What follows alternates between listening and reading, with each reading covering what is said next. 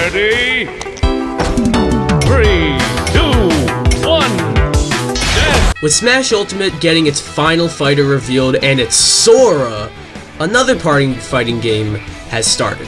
One Nickelodeon All Star Brawl.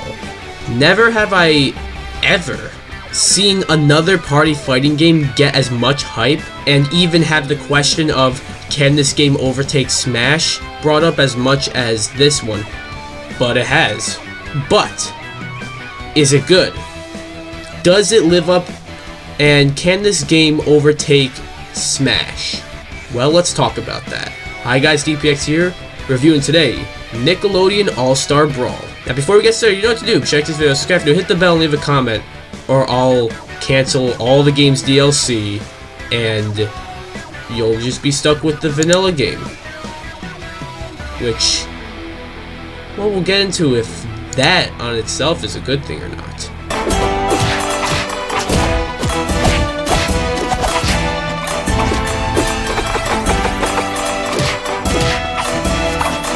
Nickelodeon All Star Brawl at its core feels very nice. Obviously, it looks like Smash, like visually, but it is very fast and feels more like Melee than Ultimate, but even then, in like Turbo mode. This is like Turbo Melee. Smash Ultimate is an easy game to pick up and play, but Nick Brawl is a little more difficult to pick up and play.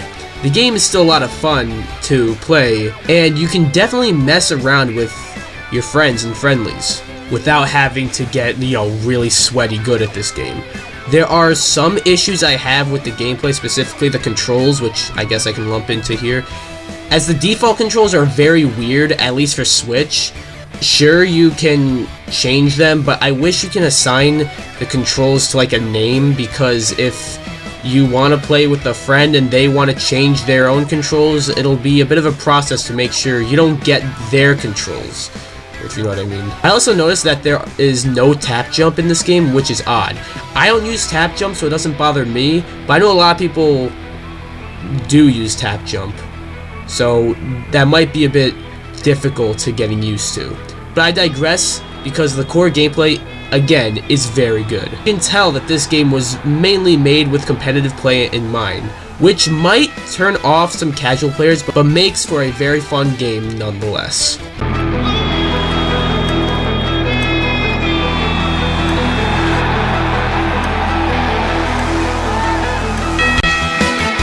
I've seen people kinda upset that the roster only has 20 characters at launch, which might seem a little disappointing at first, but this is a smaller publisher and developer working on this game.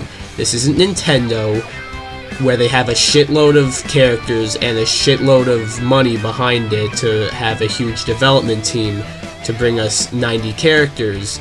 This is Game Mill Entertainment and Ludosity. So yeah. That being said, the roster is quite good. There are some shocking omissions like Squidward or Timmy Turner, or, the fact that we have Leonardo and Michelangelo and not Donatello and Raphael, which I think is weird. If you have two of the Ninja Turtles, I think you gotta have all four. But I digress, as we are getting DLC, so there's a good chance that those four might end up in the game as DLC. One positive to this game being made with competitive play in mind, though, is that there aren't many lame characters in this game, if any, really. In Smash Ultimate, there are many lame characters that are, like, brain dead, like Olimar, Min Min, the Belmonts, Yoshi, Game & Watch, etc. Sorry if you main any of those characters, but I hate to bring it to you, your main is lame. But they are really as lame as they are because they were designed with casual play in mind. In Nickelodeon All Star Brawl, however, every character was designed with competitive play in mind, so there are no characters like that. The closest thing we have to a zoner in this game is like Zim, and that might be stretching it a bit. There are also a lot of cool stages. There are 4 legal stages, but even the non-legal stages they're not that hazardous. Overall, the roster and stage selection are both very solid. Jetdog versus Danny Phantom.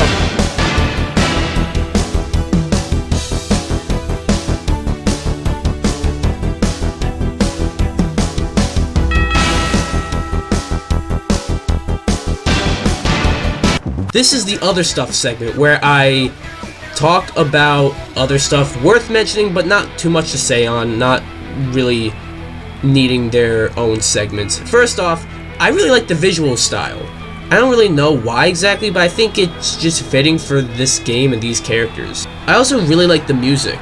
The menu theme and that stuff, like the arcade mode theme or the online theme, slap.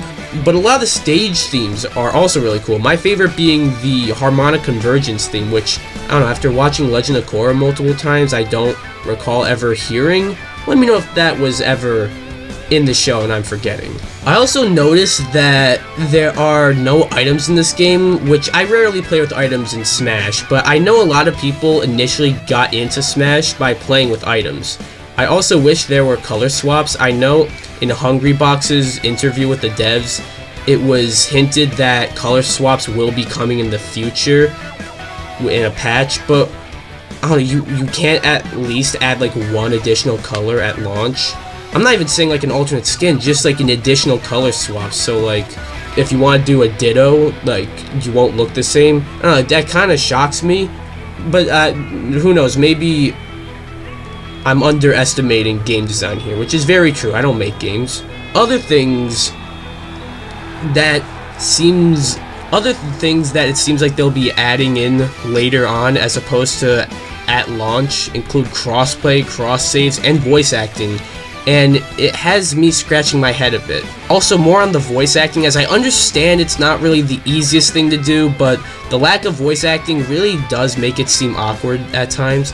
Again, I understand that getting voice actors, or the voice actors for these characters, is a lot easier said than done, but you can notice the lack of voice acting here. I also realized I never touched on the online, but the online is pretty solid, if a bit wonky at times. I went on Quick Play on day one, and this is day one, I know, and not only did I get disconnected, but it actually crashed the game. Like, it actually closed the game and I had to reopen it. I have played online since and have ran into fewer issues, and yes, that, like I said, that was day one. A lot of people are going to be playing it, but I still get occasional crashes. Playing online lobbies is mostly cool too.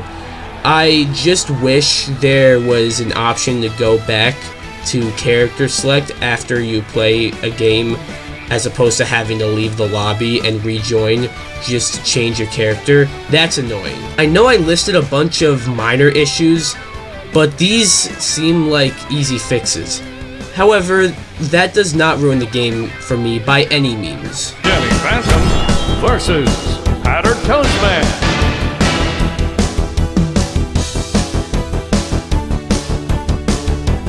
In conclusion, with a few silly but albeit minor mistakes that will probably be changed in later patches anyways, along with the added downsides to mainly appealing to competitive players, which isn't much of an issue for me, but like, it is a turnoff for many people, so it's worth noting. Nickelodeon All Star Brawl is a fantastic and fun game. I believe any fan of Smash and any fan of Nickelodeon can pick up this game, and while maybe not being too good at it, have a shitload of fun with it. In the end, I give Nickelodeon All Star Brawl an 8.5 out of 10. I was gonna give it a 9, but I don't think that would have lined up with everything I said. And is this game better than Smash? A question I asked at the beginning of the video. Well, Smash is my favorite game, like, ever, so I'll let you figure that one out. Here's the thing. When it comes to being a competitive fighting game, I actually think this game might have the upper hand, as it was made with competitive play in mind, has rollback netcode, and a dev team that supports the game competitively. However, as an entire package, so not just the competitive aspects, just the entire game, Smash wins, and if I'm gonna be honest, it's not even close. But here's the thing, Nickelodeon All Star Brawl isn't trying to dethrone Smash, nor should it be. It's simply just trying to coexist with it, and I think it will be able to do that. I've seen people saying that we should campaign against Smash, and put all the love and time into Nickelodeon All Star Brawl. Don't do that. Let the two games coexist, for fuck's sake.